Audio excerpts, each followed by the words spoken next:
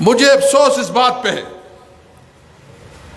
کہ جو اپنے آپ کو بہت بڑے جمہوریت کے چیمپئن کہتے تھے اور یہ دعویٰ کرتے تھے کہ ہم 1973 آئین کے خالق ہیں، ذوالفقار علی بھٹو کا نواسا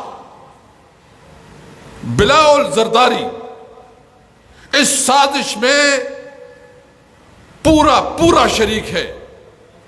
یعنی اپنی دادا کی جو ان کی اس ملک کے لیے ایک بہت بڑی کنٹریبیوشن ہے، جو اس نے 1973 آئین دیا، اس کا نواسا بلاول زرداری اس آئین کو ختم کرنے کے لیے وہ ان لوگوں کے پاس بیٹھا ہے جو غیر جمہوری لوگ ہیں. میں نے پوچھا، ہمیں پتہ چلا، مولانا صاحب کے ساتھ ہماری رابطہ تھا اور ہمیں پتہ چلا تو جو ڈاکومنٹس مولانا صاحب کو دی گئی تھی اس ڈاکومنٹس میں آرٹیکل 8 کیا ہے؟ یعنی جو ہمارا آئین جو ہمیں ایک پروٹیکشن دیتی ہے ایک شہری حقوق کی، اس میں وہ سارے کمٹمنٹ آئین اپنی شہریوں کے ساتھ کرتا ہے کہ تمہیں آزاد گھومنے کی، آپ کو جلسی کی، آپ کو ہر قسم اسٹیٹ آپ کو پروٹیکشن دے گی، آپ کو آزادی ہوگی، کوئی آپ کو آپ کی بنیادی حقوق کو نہیں چھیڑے گا. اس آرٹیکل 8 میں بھی بلاول بھٹو کے ساتھ مل کے وہ امینڈمنٹ لانا چاہتے تھے تاکہ عمل المارشل لا نافذ کرے. یعنی آپ سوچ لیں کہ پارلیمنٹ کے ذریعے مارشل لا نافذ کیا جا رہا تھا. آرٹیکل 99 آپ کو پتہ ہے کہ آپ اس کا مطلب یہ ہے کہ اگر آپ کی کسی فوجی اہلکار سے یہاں کہیں ایک اور جگہ کہیں توتکار ہو جائے تو آپ بھی ملٹری کورٹ میں آپ کا ہوگا.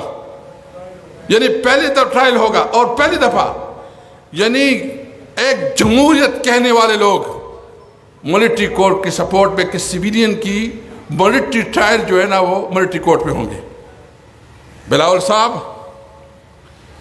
شہباز شریف کو تو چھوڑو، وہ تو ہے اس کا، وہ تو پیداوار اس کا ہے، اور جس طرح وہ حکومت کر رہا ہے میرے خیال میں اس طرح تو کوئی جو وزارت عظمیٰ کے اوپر بیٹھا ہے شاید اتنی عزت تو ایک چپڑاسی بھی اس سے زیادہ عزت ہوگی جو شہباز شریف کی عزت ہے.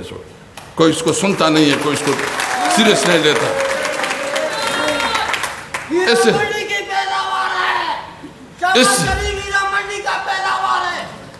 اس سے پوچھے کہ اس طرح ایک آدمی جو اتنا کمزور ہے، ایک وزیر اعظم ہو کے جو کمزور طریقے سے وہ اپنا رول پلے کر رہا ہے. اور مجھے بہت افسوس اس بات پہ کہ جو مسودہ اختر مینگل کو دیا گیا تھا وہ بالکل ڈیفرنٹ، مولانا کو ایک مسودہ اور بلاول کے پاس اصلی مسودہ تھا.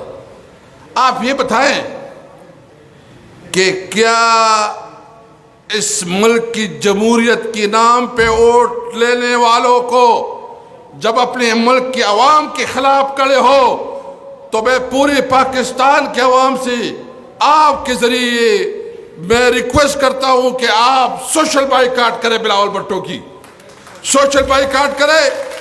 وہ جو کچھ کہہ رہا ہے وہ بالکل جھوٹ بول رہا ہے، غلط بیان سے کام لے رہا ہے. بھائی ایک شہری کی حیثیت سے ہر ایک کا حق ہے کہ وہ پبلک میں جائے، وہ جلسے کرے، وہ اپنے اظہار جو ہے نا کھل کے کر سکے. اگر آپ اس کو جو ہے نا اوپر سے آپ دباؤ میں لا کے آپ اس سے فیصلے کروائیں گے، وہ فیصلے پاکستانی جمہوریت کے اوپر جو ڈاکہ ہوگا اس کی سپورٹ نہیں ہوگی. تو نمبر 2، مجھے بہت افسوس ہے شاہرام خان بھی کا احمد ولی صاحب، آپ تو بچہ خان اور ولی خان کے نواسے، کیا آپ کی ضمیر، مجھے ابھی شاہرام خان کہہ رہے تھے کہ ادھر جو ہے نا یہ سینٹ میں 4-5 جو ہمارے لیڈر ہیں جنہوں نے 1973 آئین بنایا ہے ان کے مجسمے پڑے ہیں، جس میں ولی خان بھی ہے، جس میں ذوالفقار بھٹو بھی ہے، دیگر لیڈرشپ بھی ہے. تو آج ان کے نواسے جمہوریت کی چیمپئن، اس کے دادا جو ہے ان کے وہ جمہوریت کی چیمپئن ہیں، اس کے نواسے جمہوریت کو ختم کرنے کے لیے 2 پیسے کی بنیاد پہ زر اور دباؤ کی بنیاد پہ ان کی اس ساری جدوجہد کو ملیامیٹ کر رہے ہیں۔ آپ کے ساتھ یہ وعدہ ہے انشاءاللہ تعالی کہ اس ملک کی جمہوریت کے لیے، پاکستان میں آئین کی حکمرانی کے لیے، پاکستان میں آئین کی سپریمیسی کے لیے، پاکستان میں آزاد عدلیہ کے لیے، پاکستان میں سویلین سپریمیسی کے لیے اور جینون صحیح نمائندہ پارلیمنٹ کو مضبوط کرنے کے لیے ہم اپنی جدوجہد جاری رکھیں گے انشاءاللہ تعالی، تاکہ عوام کے صحیح نمائندے پارلیمنٹ میں بیٹھے ہو، فارم 47 کے نہیں۔ میں کل جلسہ ہے اور ابھی تک اس جلسے کے اوپر جو ہے انہوں نے روڑے جو ہے نا اٹکائے ہوئے ہیں اور جلسے نہیں کرنے دے رہے۔ ہم نے قانون کے مطابق ڈی سی کو بھی درخواست دی ہوئی ہے، عدالت میں بھی گئے ہیں، آخر کس بنیاد پہ آپ ہمیں جلسہ نہیں کرنے دے رہے؟ ہم اس ملک کی شہری آئین ہمیں یہ اجازت دیتا ہے، یہ ہمیں پروٹیکشن دیتا ہے کہ ہم پبلک میں جائیں، اپنا آواز اور اپنا منشور پہنچائیں۔ اگر کوئی بھی اس کے دوران آپ رکاوٹ ڈالتے ہیں تو آپ غیر قانونی کام کریں گے۔ پوری پاکستانی قوم انشاءاللہ کل پہنچے گی لاہور، لاہور میں جلسہ ہوگا، ملک میں آئین کی بالادستی کے لیے ہوگا، عدلیہ کی آزادی کے لیے ہوگا، سویل سپرمیسی کے لیے ہوگا، لیکن جلسہ ہوگا انشاءاللہ تعالی، ہر صورت میں جلسہ ہوگا انشاءاللہ تعالی، کوئی اس کو روک نہیں سکتا، یہ ہمارا آئینی اور قانونی حق ہے۔ یہاں جلسہ ہوا اور جلسے کی جتنی رکاوٹیں اسلام آباد میں کھڑی کی گئی اور پھر کہا گیا کہ جلسے میں آپ نے 1 گھنٹہ لیٹ کیا تو آپ کے اوپر پرچے، میرے اوپر پرچے، سب کے اوپر پرچے۔ کبھی ہوئی کسی کے اوپر اس قسم کے واقعات؟ بہرحال میں اپنی بات ختم کرتا ہوں، لیکن ایک وعدہ آپ سے کرتا ہوں کہ یہ جدوجہد جاری رہے گی انشاءاللہ تعالی، ہم ساتھ ہوں گے انشاءاللہ تعالی۔ اور اس وقت جو الیکشن کمیشن کی ابھی اچھا اس نے مجھے یاد کیا، مجھے اسپیکر صاحب سے بڑا گلہ ہے کہ آپ اسپیکر صاحب کیا کر رہے ہیں؟ آپ کیوں اپنے آپ کو پارٹی بنا رہے ہیں؟ آپ تو اسپیکر کا پوسٹ جو ہے نا وہ تو نیوٹرل ہوتا ہے، وہ تو سب کے لیے ایکول، جو اس کی پوزیشن ہے، جو اس کی ذمہ داریاں ہیں، جو اس کا اوتھ ہے، اس کا تقاضا ہے کہ وہ سب کو ساتھ لے کے چلے۔